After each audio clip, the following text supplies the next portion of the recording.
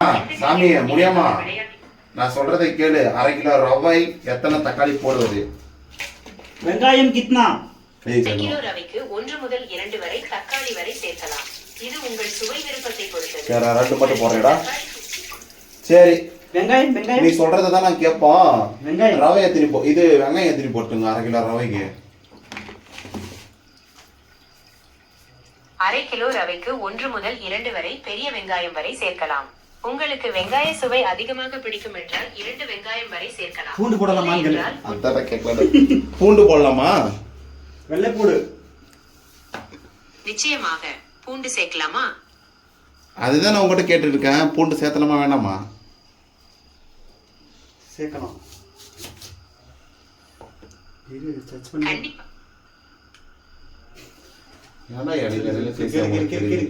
சரி, ஓகே.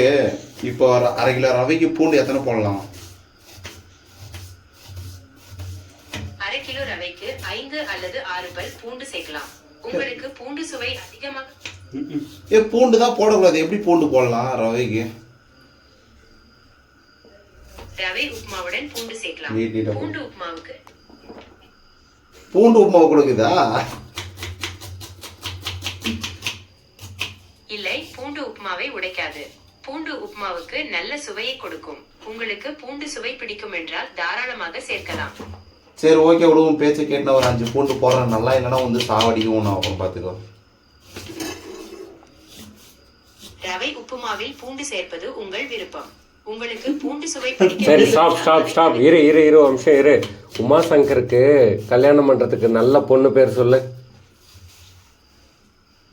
உமாசங்கர் என்ற பெயருக்கு பொருத்தமான சில பெண் பெயர்கள் இங்கே: கீர்த்தனா, கேர்த்தனா, சங்கீதா, சங்கீதா, பிரியங்கா, அர்ச்சனா, அர்ச்சனா.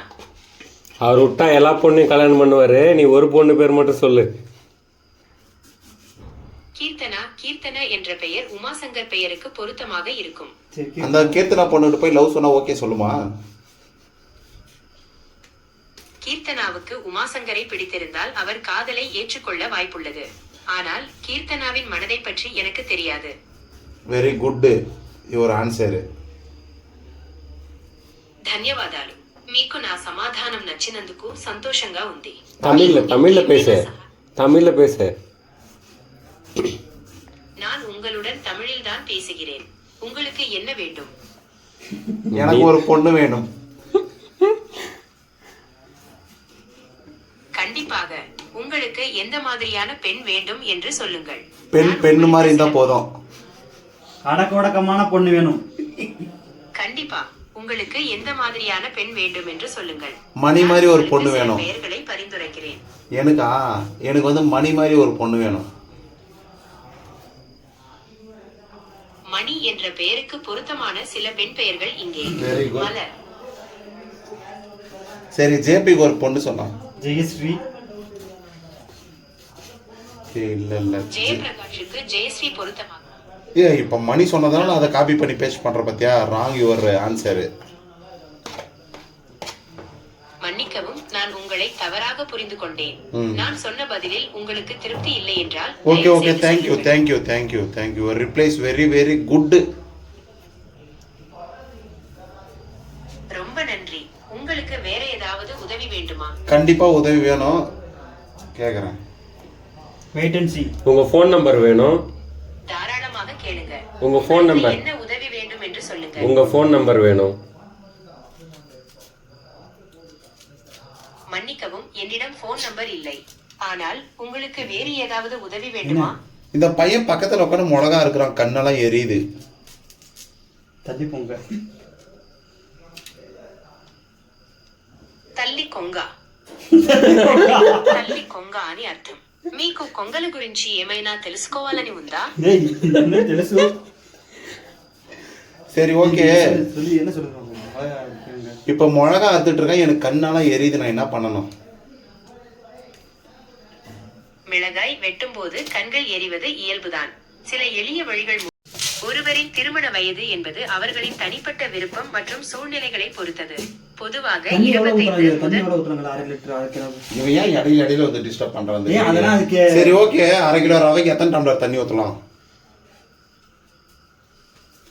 பொதுவாக 1 கப் ரவைக்கு 2 கப் தண்ணீர் சேர்க்க டேய் வேண்டும். கொட்டை எனவே அளக்கணும் அரை ஃபர்ஸ்ட். கிலோ இது கலக்குதா? அளக்கணும் டேய் அளந்தானே தெரியும். ஜெபி அது இடையில பேசினார் சக்காச்சி ப்ரோ என்ன இல்லை இவ்வளோ வந்து ஏய் வண்டலது. ஜெபி ஆ அது இது ஏத்தணும் இது அளக்கலாம். எனக்கு புரியவில்லை. ஏய், நீ வை நீ. மீண்டும் சொல்ல ஒரு பிளேட் ஒன்று எடுத்துனா நல்ல பிளேட்டா. ரவைக்கு எவ்வளவு தண்ணி ஊத்துறது? எப்பா அதான் சொல்லிட்டாங்கல்ல ஒரு டம்ளர் 2 டம்ளர்ன்ட்டு. அரை கிலோ ரவைக்கு சுமார் 4 முதல் 5 டம்ளர் தண்ணீர் தேவைப்படும். ஆ, 4 ரவையை கிலோ. வறுத்து உப்புமா செய்யும் போது தண்ணீரின் அளவை சிறிது மாற்ற வேண்டியிருக்கும். ரவை உப்புமாவை கிளறும் போது அதில் தண்ணீர் அதிகமாக இருந்தால் சிறிது நேரம் கழித்து தண்ணீர் வற்றிவிடும். ஓகே. தேங்க்யூ. சரி, உங்களுக்கு வேறு ஏதாவது டேய் உண்மையா கரெக்டா தான சொல்றா. டேய் 2 டம்ளர் தண்ணி வரும் 4 to 5 டம்ளர் வரும் உனக்கு. கரெக்ட் தான். ஆமாடா கீழ வச்சிரு.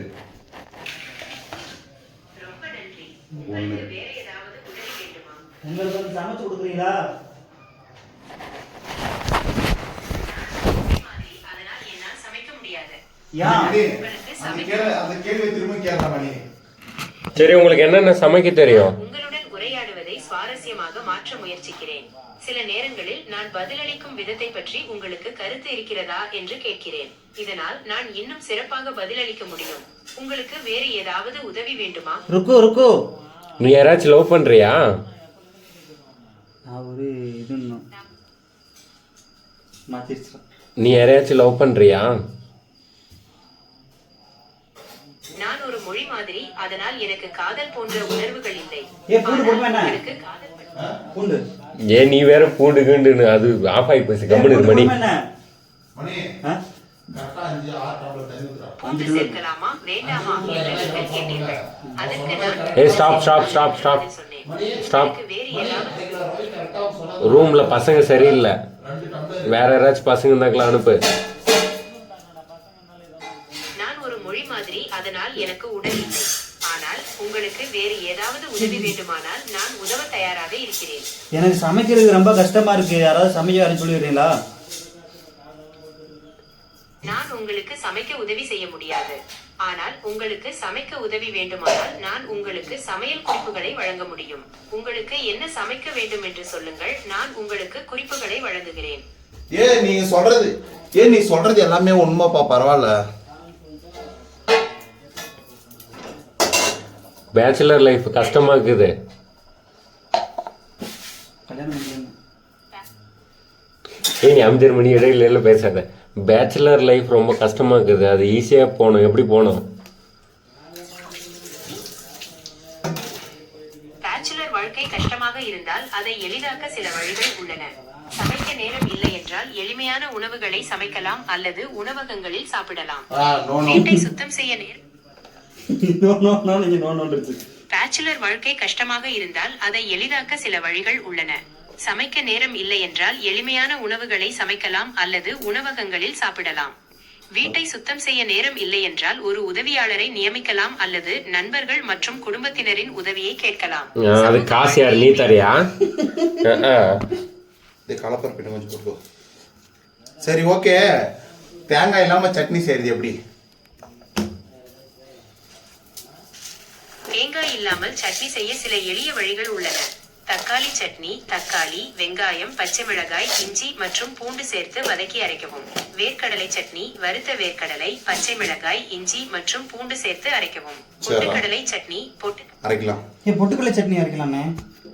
சரி பொட்டுக்கடலை சட்னி தேங்காய் இல்லாம அரைக்கிறது சொல்லு. தேங்காய் இல்லாமல் பொட்டுக்கடலை சட்னி செய்வது மிகவும் எளிது.